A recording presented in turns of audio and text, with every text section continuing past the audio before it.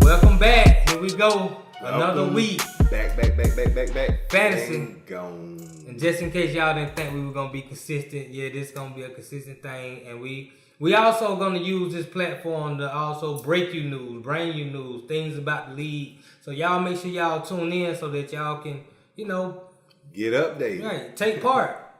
So you make sure you do that. Now, first of all, what we want to do, we didn't do last week. We were just really trying to get something out, but we got to recap last season. And recapping that, you had mentioned that 2017, that Triller for Rilla broke through partner them and won a championship. Oh, the biggest mouth in the South.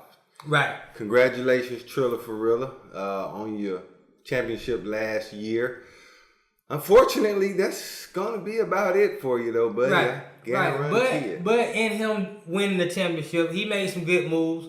He played good. I think he is a worthy champion, and I like to say congratulations to Triller for Rilla. But now we're on to a new season, a new chapter, and in this new season, we got some new rules that the league voted on. And as you as the commissioner, maybe you can kind of help us understand some of the new rules that are taking place. Biggest rule that we had changed this year is the FAB budget. We just implemented it into the new into the league. That's the biggest main concern that a lot of people talked about last year. They brought to my attention, and so we put it up for vote, and the league passed it. So now, in order to get free agents, you're gonna have to spend some of your FAB budget. Right.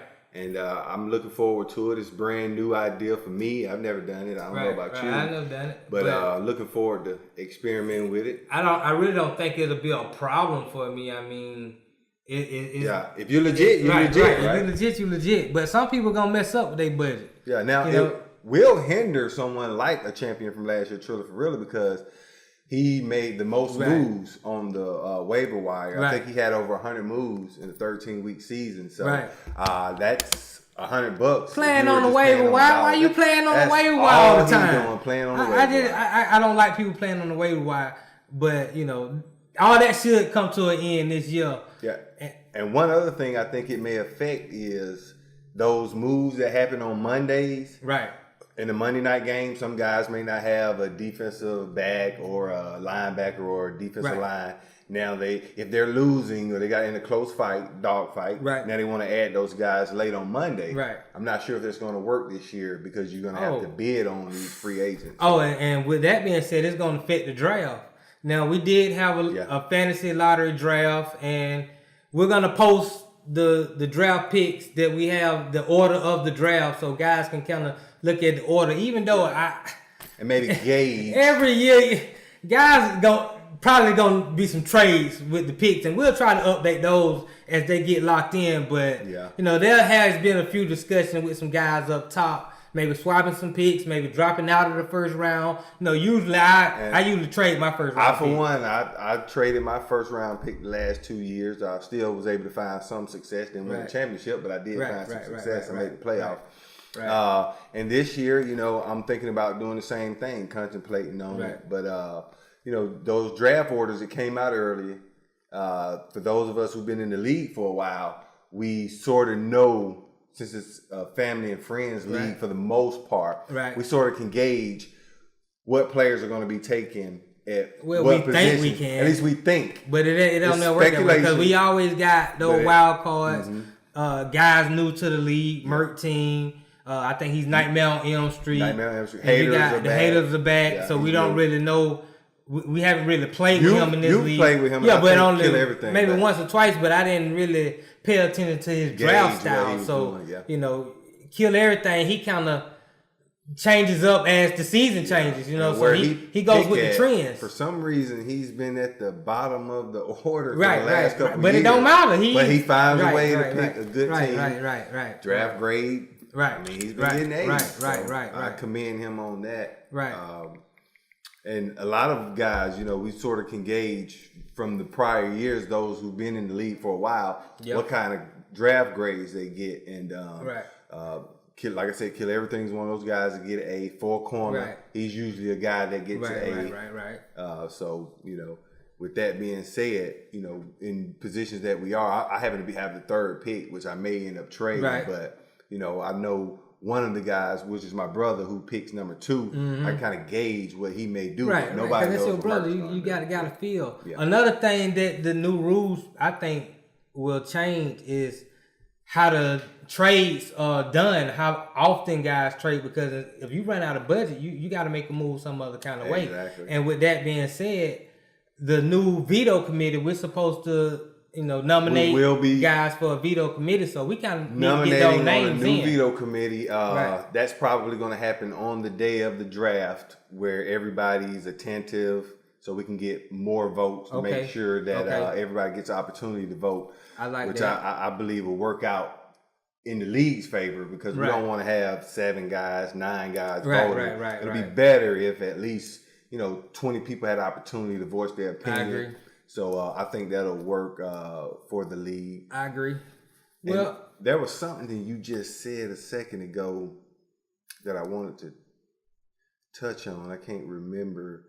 What were we talking about right before that? We was pretty much talking about the draft and orders and guys training drafts. Speaking of trades, the trade deadline changed back to the original format. Yes, that's some last year. Right. It went to week 9 or 10. Yeah, it went too long. And so, you know, some things were going on. Some trades got vetoed later on in the season. But this year, the trade deadline is after week 6. So by the end of week 6, you got to have your trades in, or it's over with. It's all down to your fab budget and what you do on the waiver wire at that point. Now, Jarvis won the champ last year. I think Kill Everything won the year before that. The champ won 2 years before that. I won the year before that. Pimp Everything. So these are the guys. These guys, to me, I call these guys credible. They go. They champions. We champions. We in the room. They're formidable opponents. Right. And we're all formidable opponents. We're more likely to make the playoffs. Sometimes we'll miss, 7-6, 6-7. It's the league is tough. Yeah. But let's talk about potential champions, guys. And I think you're a potential champion. I now, honestly, because, I always keep it real 100.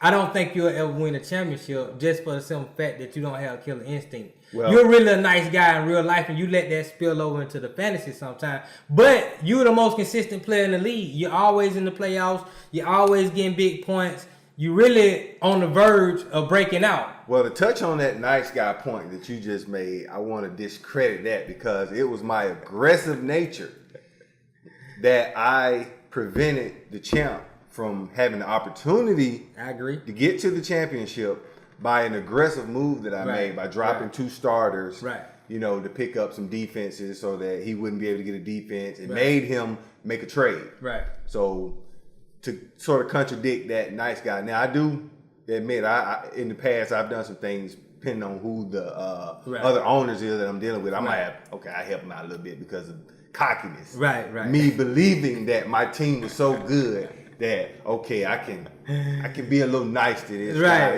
for whatever the reason. Right. Not cutting the throat. I have learned my lesson, because you don't see me make the same mistake. You're right. Over and over. So I'm trying to learn from those mistakes. Who are other potential champs? I'm thinking Four Corner.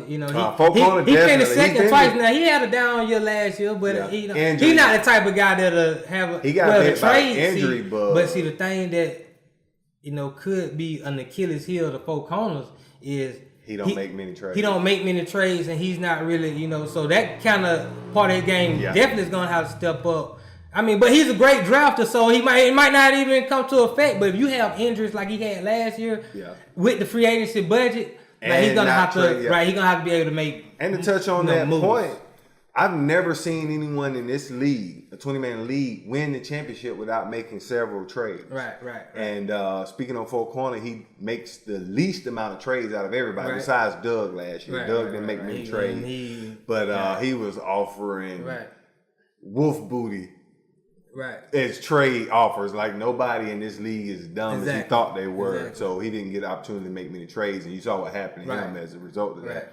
But for a corner, I think he does need to step up his trade game a little bit if he wants to make it and actually win the championship. Because I'm pretty sure you can point out a couple of lack of trades that prevented him from winning at least one of those chips in those. Well, 1 year he should have won chip, but he kind of had a heart for you, and he let you slide on the trade. But boy, I would have made that trade. You would have been dead, and I would have rolled to the chip. But he's an honorable guy.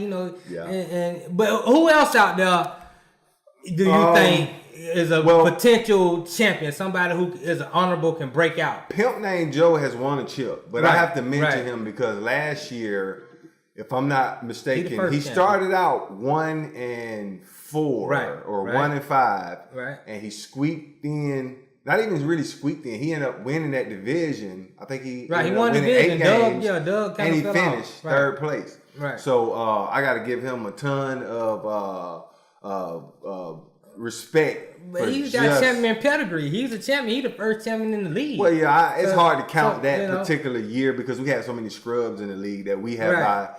Since then, we've removed a lot of the scrubs. But he did win a championship. He was the first champion in the league. Well, let's get the breakout players. Now, breakout players. Guys who haven't necessarily had much success as far as getting to the playoffs. Maybe they made the playoffs once or twice, didn't have much success. Both my brothers have won, have entered the playoff. Right. That's Tight Grip. Number one. And the Underdog. Tight Grip and Underdog. Right. So both of them, I've seen them win 10 to 12 games. Right. Drew got hot one year. Yeah, he went 12-1. And just so you to win by his 8 games. Yeah.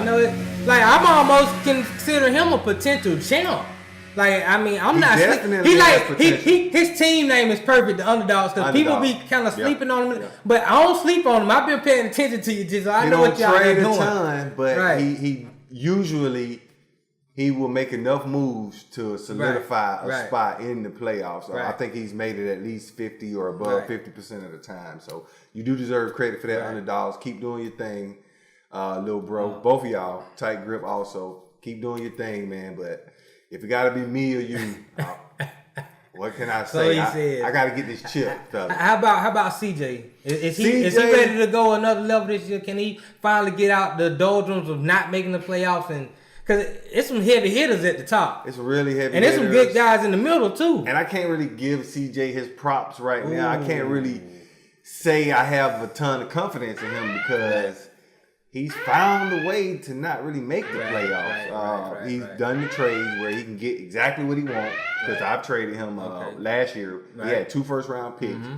Fortunately, one of those first-rounders went down. Yeah. And the trade, the biggest debacle in trade history. Oh my gosh! Caused so much controversy in the league. To him last year. So much controversy with the Matt Ryan for Deshaun Watson debacle, and when you make those kind of mistakes, it's hard to recover and hard to gain the credibility of the league. So I'm pushing for him to make the playoffs because he's my dog. I'm not pushing for you to make the playoffs. I can't really give him credit like that. Two other people I would like to mention as potential breakout.